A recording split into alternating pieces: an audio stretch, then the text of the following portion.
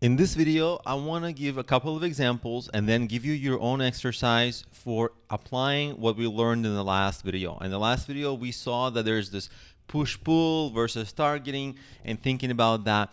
And there's also the 5 major categories of how you'd approach your promotion.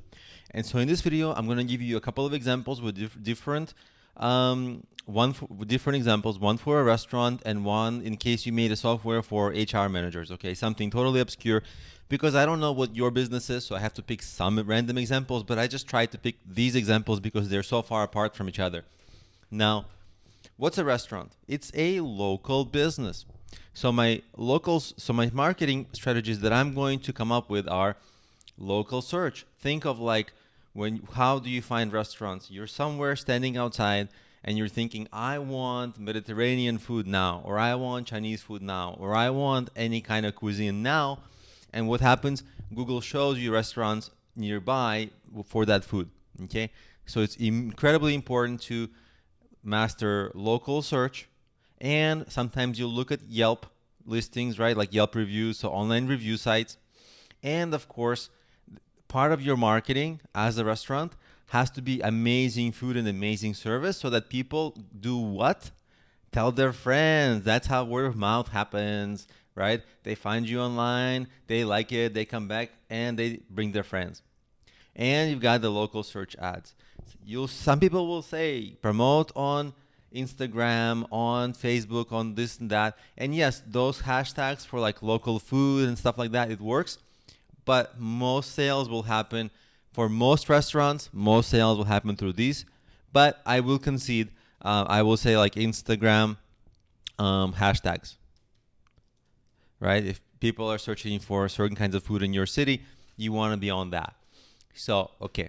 And you'll notice that I was thinking of exactly my customers' like brain, like I put myself into their brain, into their day, and I'm like, well, okay, how do they find potentially my business?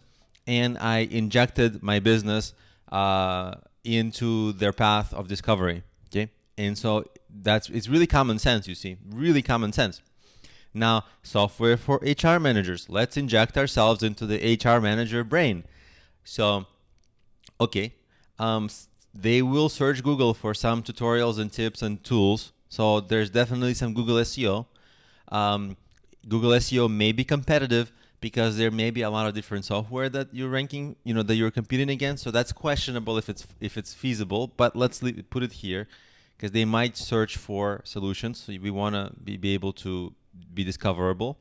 Next is we're going to try to get publicity in terms of any magazine or podcast that's specifically targeting HR managers.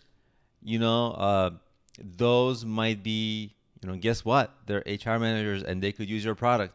Because other than that, you're stuck with direct outreach and business-to-business sales, so kind of just cold emailing, cold calling HR managers, see if they try it. That has obviously it's a brute force way, but it can work.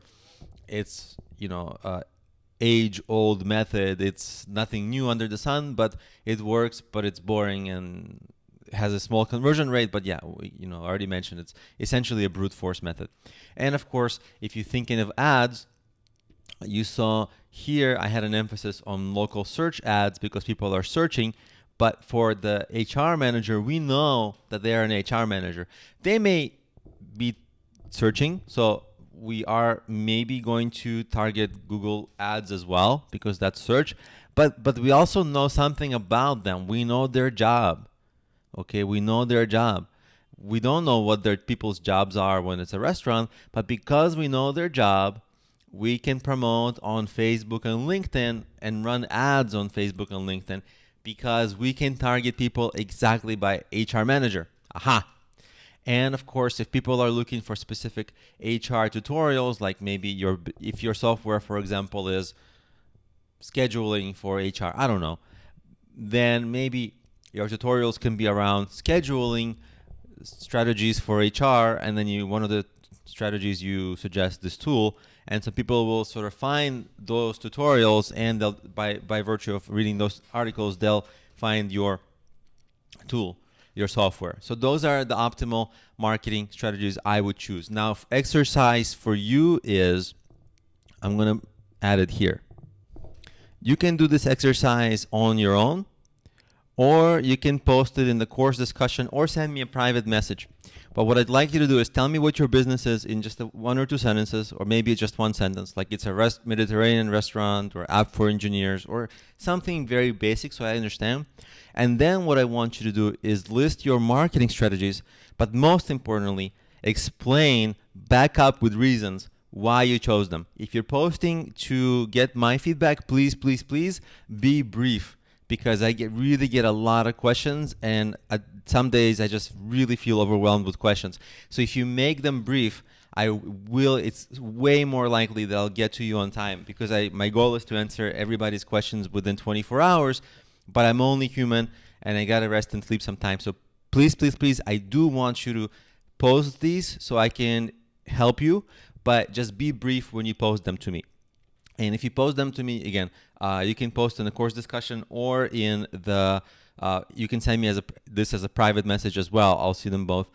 So definitely the exercise really for you is to explain why you chose the strategies. I want to see solid reasoning, and then what we could do is examine your reasoning and maybe refine it. And so this is more hands-on. You're starting to create a real marketing plan for your business idea.